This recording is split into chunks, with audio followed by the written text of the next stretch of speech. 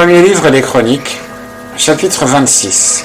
Quant aux classes des portiers, pour les Corites, Méchélémia, fils de Coré, d'entre les fils d'Azaph, fils de Méchélémia, Zacharie le premier-né, Jédiaël le second, Zébadia le troisième, Jatniel le quatrième, Élam le cinquième, Joshanan le sixième, Eljoénaï le septième, fils d'Obed-Édom, Shemaja le premier-né, Jéhozabad le second, Joach le troisième, Sakkar le quatrième, Nathanaël le cinquième, Amiel le sixième, Issachar le septième, Péulétaï le huitième, car Dieu l'avait béni.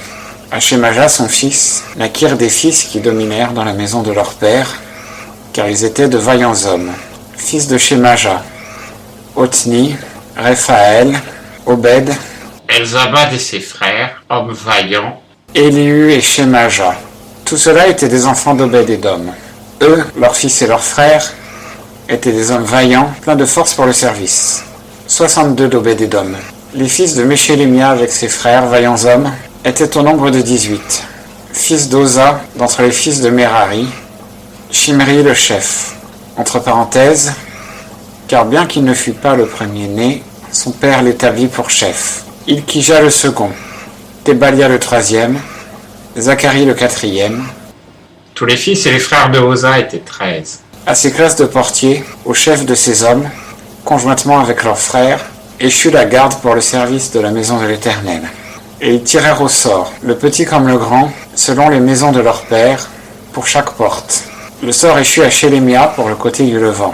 Ils tirèrent au sort pour Zacharie, son fils, qui était un sage conseiller, et son sort échut du côté du nord. À Obed-Édom échut le côté du midi, et la maison des magasins à ses fils.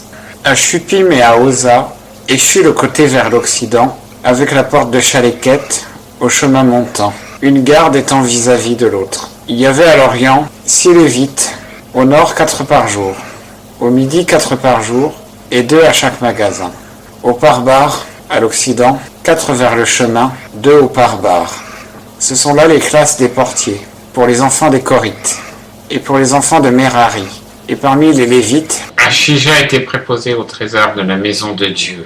et au trésor des choses sacrées, les fils de Laédan, les fils des Gershonites, du côté de Laédan, Chef des pères de la famille de Laédan, le Gershonite. Jeshieli, et les fils de Jeshieli, Zétam et Joël, son frère, étaient préposés au trésor de la maison de l'Éternel. Parmi les Amramites, les Jitséarites, les Hébronites et les Uziélites, Shebuel, fils de Gershom, fils de Moïse, était intendant des trésors.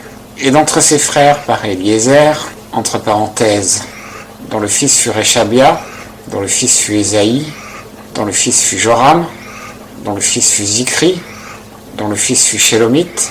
Fermez la parenthèse. C'était ce Shélomite et ses frères qui étaient préposés au trésor des choses saintes que le roi David, les chefs des pères, les chefs de milliers et de centaines, les chefs de l'armée avaient consacrés. C'était sur les guerres et sur le butin qu'ils les avaient consacrés pour l'entretien de la maison de l'Éternel. Et tout ce qu'avait consacré Samuel le voyant, Saül fils de Kis, Abner fils de Ner, et Joab fils de Tserouja, toutes les choses consacrées étaient sous la garde de Shélomite et de ses frères. D'entre les Jitséarites, Kenania et ses fils étaient pour l'œuvre extérieure, préposés sur Israël comme scribes et juges. Parmi les Hébronites, Achabia et ses frères, hommes vaillants, au nombre de 1700, avaient la surveillance d'Israël, de l'autre côté du Jourdain, à l'Occident, pour toute l'œuvre de l'Éternel et pour le service du roi. Pour ce qui est des Hébronites, Jérija en fut le chef. Dans la 40e année du règne de David, on fit une recherche au sujet des Hébronites, d'après leur généalogie, selon les maisons de leur père. Et il se trouva parmi eux de vaillants hommes, à Jaézer de Galaad.